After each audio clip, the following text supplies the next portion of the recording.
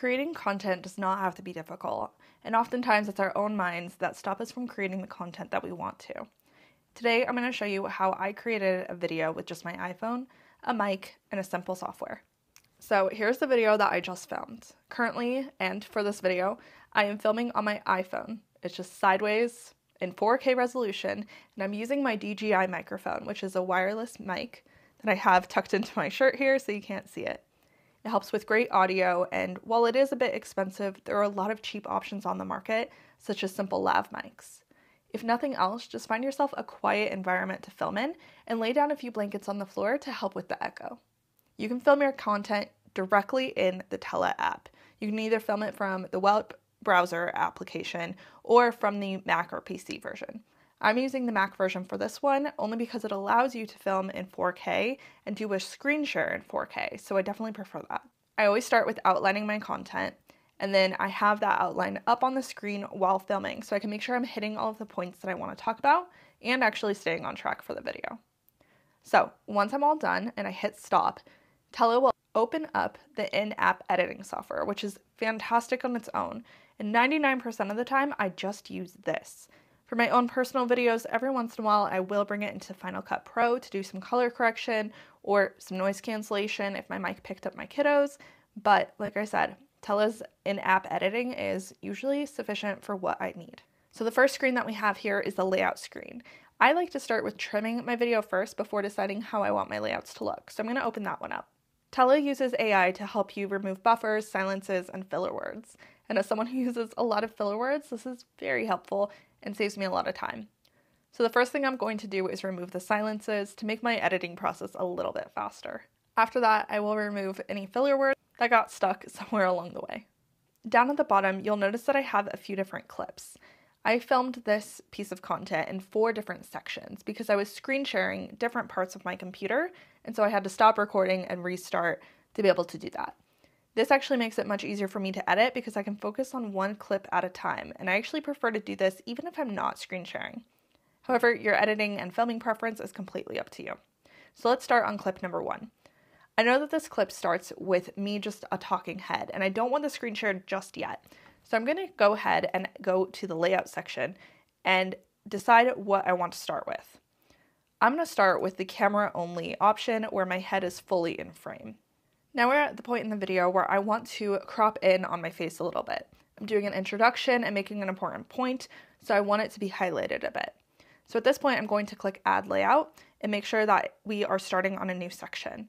Now I can crop my footage and zoom in just slightly and see where I would like to end it. That seems like a great spot to end it, so I'm going to add one more layout and click on my camera only option again to reset it back to where it was. Now we're jumping to a part of the video where I want my screen shared. So again, I'm going to add another layout, and then I have a lot of options for my screen share. I think I'm going to start with this one just to see how it looks, and if I want to see what that transition looks like, I can just drag my icon right here. You can choose what transition type you want. It can either be a hard cut where it switches straight to it, or a nice smooth move into that transition. I prefer the smooth look, but we all have our own preferences. Now the rest of this clip is all going to be in the screen share section. So while I have this basic outline, I'm going to go ahead and leave this be and move on to clip number 2. My face is a little bit out of frame. So down here I can adjust the camera framing and make sure that I'm in the center of the frame and not off to one side or the other. Okay, clip number 2 is done, so now we're going to move on to clip number 3. And for this clip, I wanted to refilm a previous section in clip number 1. So instead of it coming after clip 2, I'm just going to click and drag it in front of. That way it's a much smoother process and I can just edit out of clip 1 what I don't need anymore. And again, I'm going to come into the layout and make sure that it will match clip number 1. And once again, we can use the trimming function to remove those silences and filler words.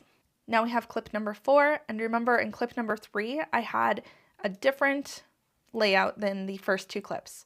Well, I want to end in a full page layout of just my face again. That way at the end of my YouTube video, I can put my end screen with a few different links to different videos. So in order to do that, once again, I'm going to use AI to remove the silences. There was a lot in this one.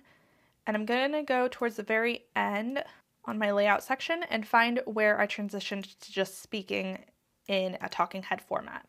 Once again, I'm going to add in a new layout and transition AI is to already the full screen. transforming. And in this case, I am going to make sure that when I'm just talking about the outro, I have it zoomed in just a little bit.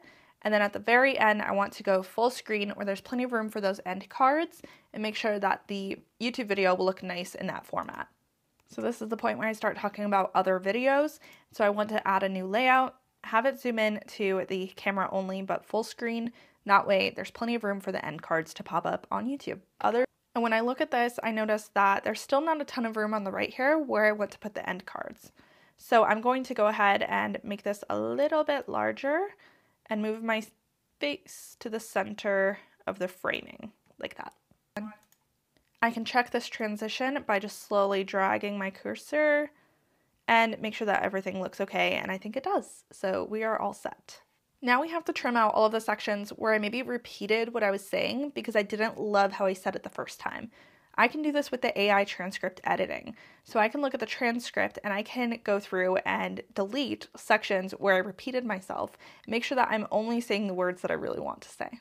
Now that all of my edits have been made and I am happy with how that looks, I can go in and choose a background for this.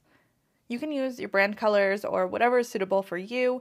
There's also animated backgrounds and images that you can use straight from here, but I prefer just a solid image. So I'm going to add those and apply it to all the clips so it's the same across all 4 of the clips I recorded. You can also make changes to things like the border shape of the screen share if you want a drop shadow, really dramatic, something subtle, or just a soft glow. You can choose to mirror your camera if you didn't record mirrored and you just want it flipped the other way. And of course, you can also crop your screen to be whatever you need it to be. And then one of my favorite parts is the subtitles. The subtitles are incredibly accurate as is from what I've found, but there are a few tools or softwares that I'll mention where those specific names just aren't picked up by the software. So I'll go in and edit those. And the best part about it is that once you're done, you can download these subtitles and upload them directly into YouTube. You can use them for other content, and you can use them to auto-generate your YouTube description using Tella's tool for that. Prior to making content for the Tella YouTube channel, I used Tella all the time for my own use. Personally, I love Tella, and I am very thankful to be now making content for them. Let me know if you've ever tried Tella before or if it looks intriguing. As someone who has used a lot of different editing softwares, this one is just so quick and easy. Let me know if you've ever tried Tella before, and I will see you in the next one.